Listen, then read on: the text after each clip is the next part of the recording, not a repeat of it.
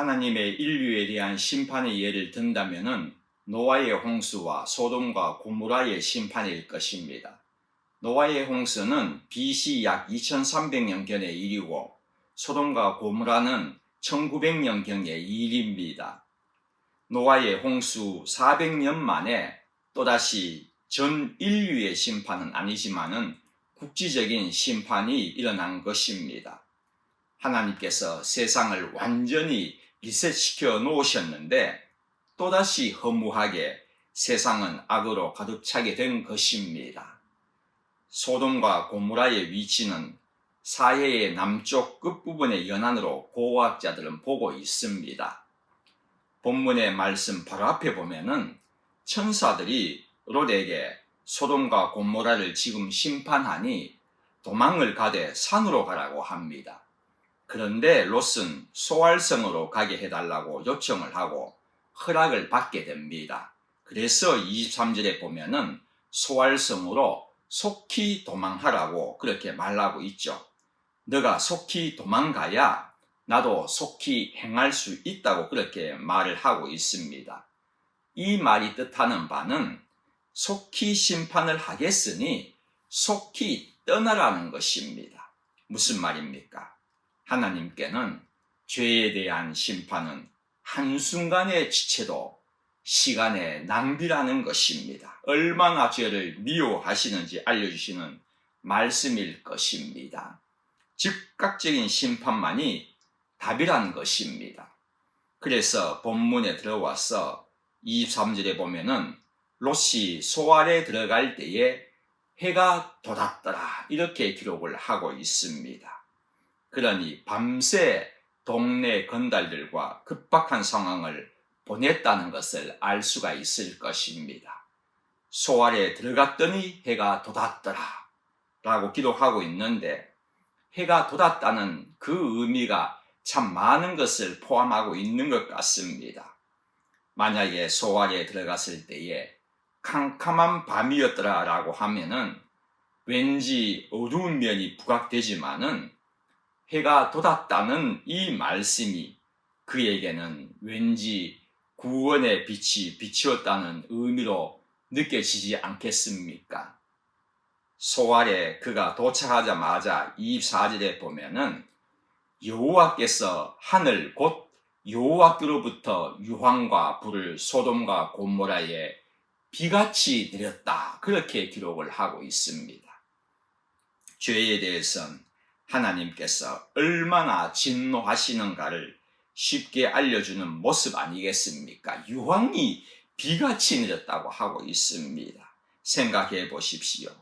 누가 거기에 피할 자가 있을 수 있겠습니까? 창세기에는 그들의 죄악이 심히 무겁다 그렇게만 기록하고 있지 어떤 죄인지에 대하여서는 언급이 없습니다. 그래서 도대체 어떠한 죄를 그들이 지었기에 이런 심판을 받았는지 한번 찾아보는 것도 참 좋을 듯합니다.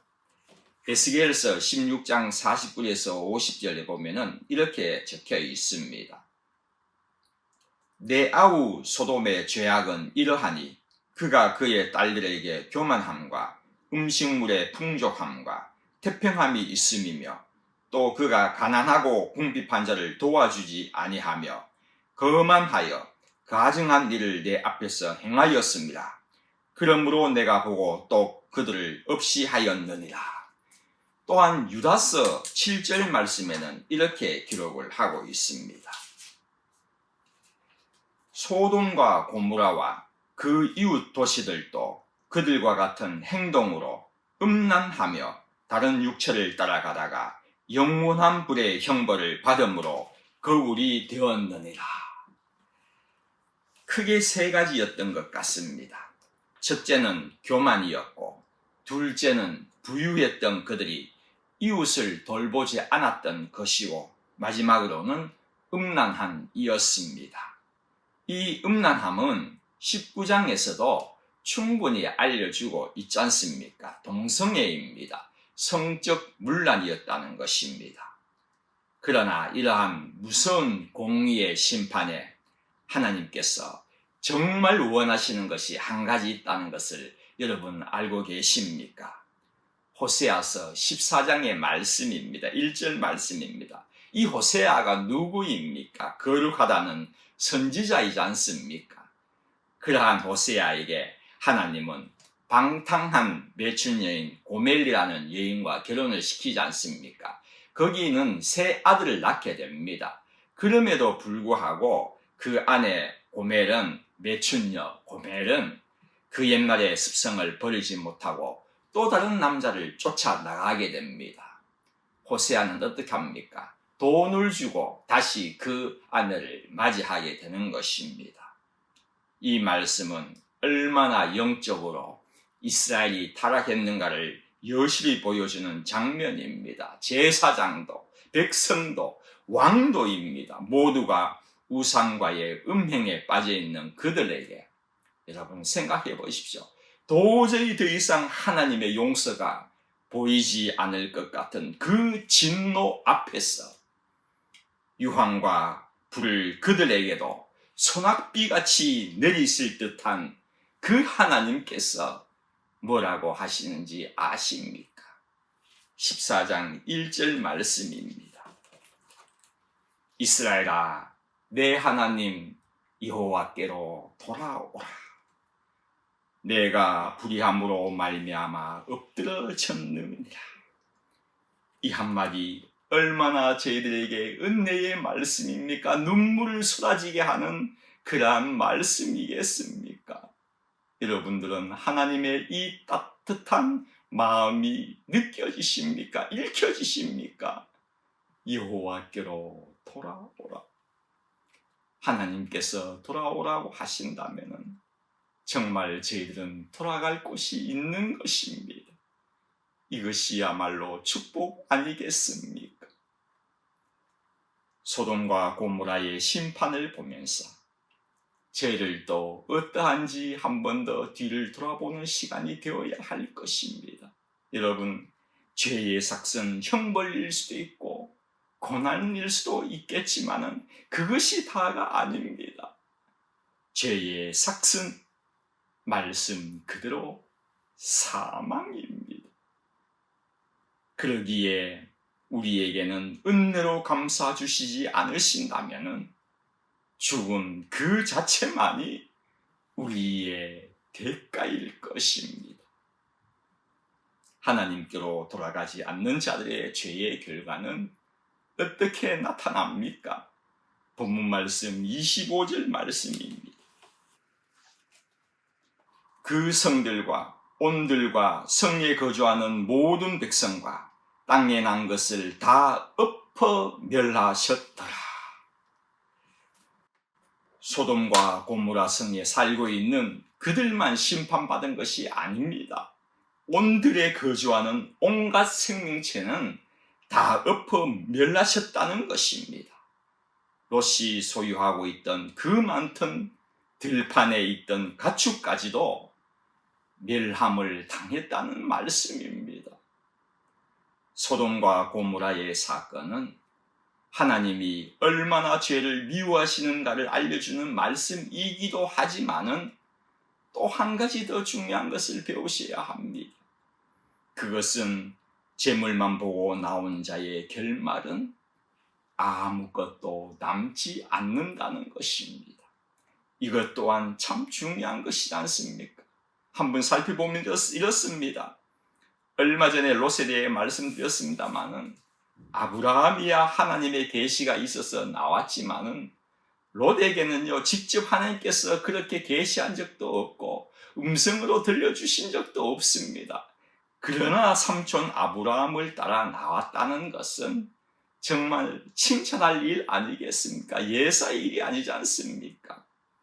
삼촌의 하나님이 말씀하셨다면은 나도 믿고 삼촌 따라 가보겠다는 것이 얼마나 훌륭한 믿음이겠습니까?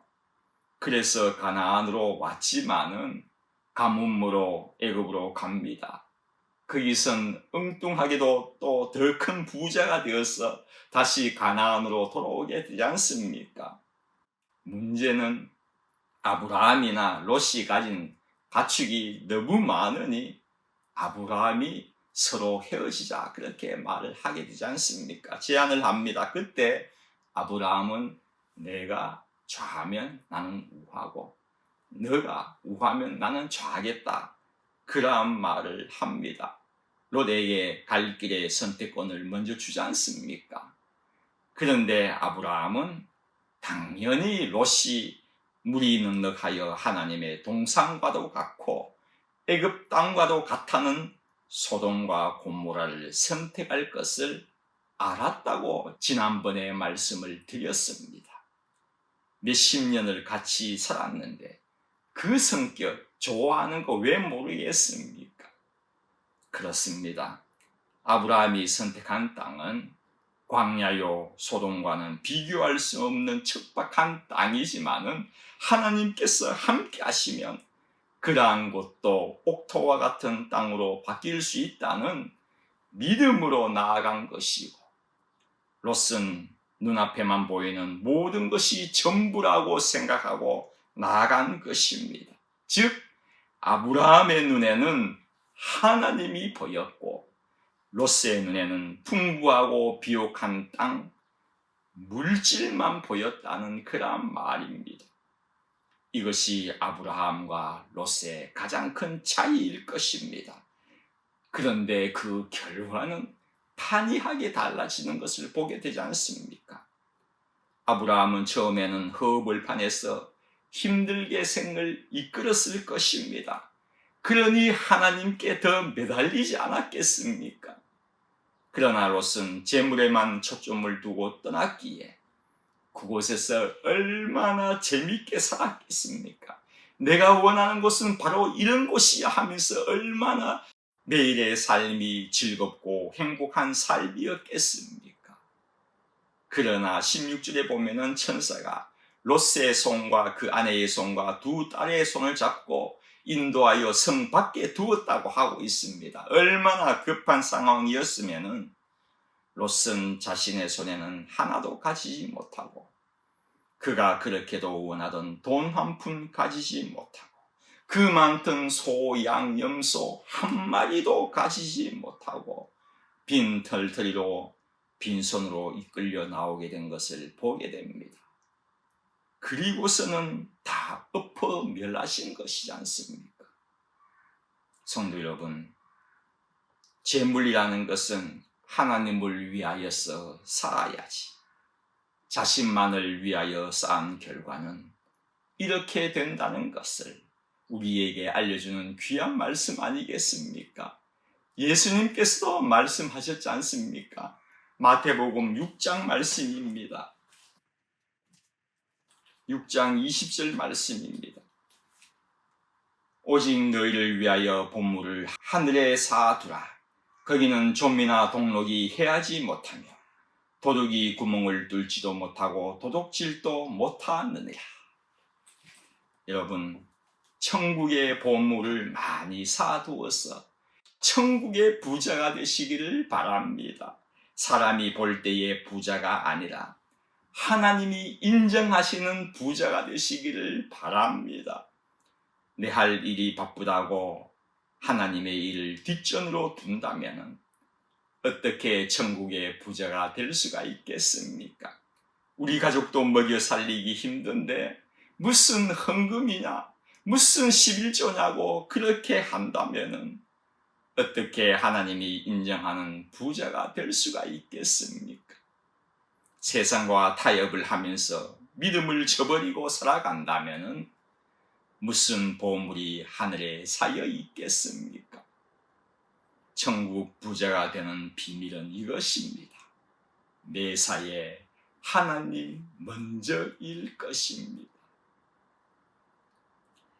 27절에서 28절 말씀입니다.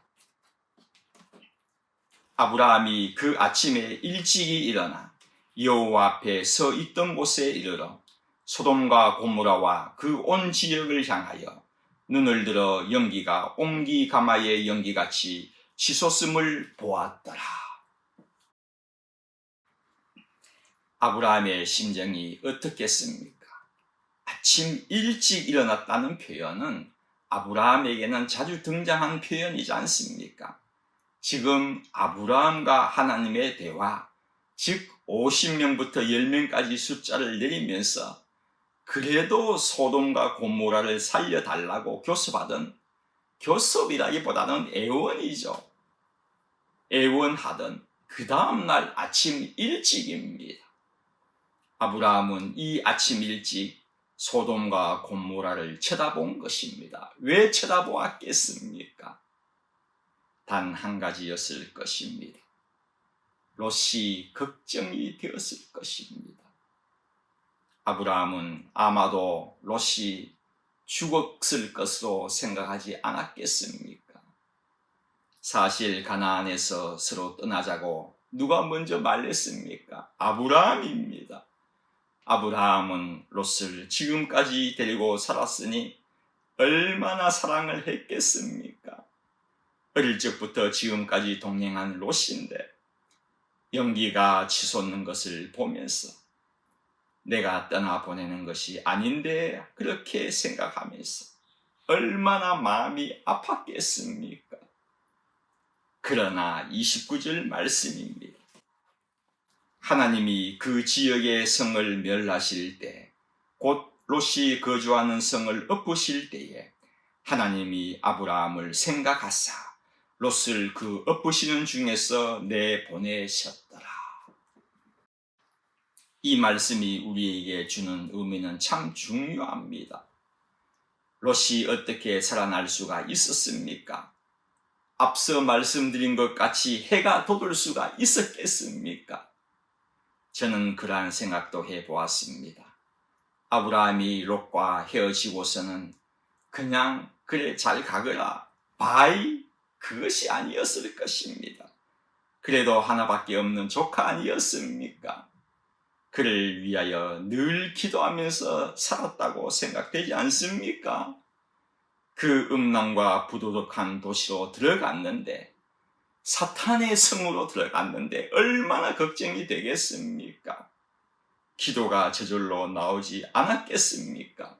그러니 50명으로부터 시작해가지고 10명까지 내려왔었는데 아무리 간구하여도 하나님은 안 들어주실 것 같았는데 결국은 하나님께서 들어주셨다는 것입니다.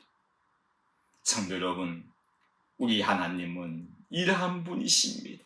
들어주시는 하나님이십니다. 여러분의 기도에 하나님은 분명히 움직이십니다. 아무리 기도해도 응답이 없는 것 같고 허공의 소리를 지르는 듯한 느낌이 들 때는 없었습니까? 하나님이 우리의 기도에 외면하시는 것이 아닙니다. 결코 외면하시는 분이 아니시라. 제가 늘 강조하듯이 하나님의 응답의 그 시간이 더욱더 가까워졌다. 그 응답의 시간에 더 가까이 갔다고 그렇게 믿으시고 포기하지 마시고 기도하시기 바랍니다. 하나님은 여러분의 간절함을 이 시간에도 보고 계시는 분이십니다. 왜 보고 계시겠습니까? 들어주시기 위함일 것입니다.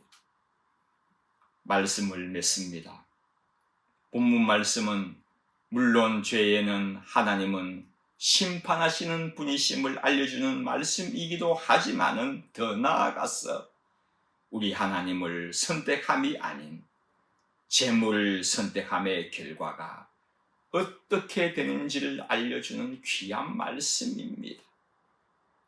여러분들의 눈은 하나님을 향하십니까? 아니면 재물을 향하고 있습니까? 오늘 우리의 삶에 늘 하나님을 향하시는 여러분의 삶이 되시길 바랍니다. 기도드리겠습니다. 하나님, 재물의 이 세상을 보지 말고 늘 하나님을 향하여서 바라보는 죄를 삶 되게끔 인도하여 주십시오. 소돔과 고모라를 볼 때에 정말 죄의 삭승 사망임을 다시 한번 깨닫습니다. 오늘도 죄와 싸워서 이기는 하루가 되게 인도하여 주십시오. 예수님의 이름으로 기도드립니다. 아멘.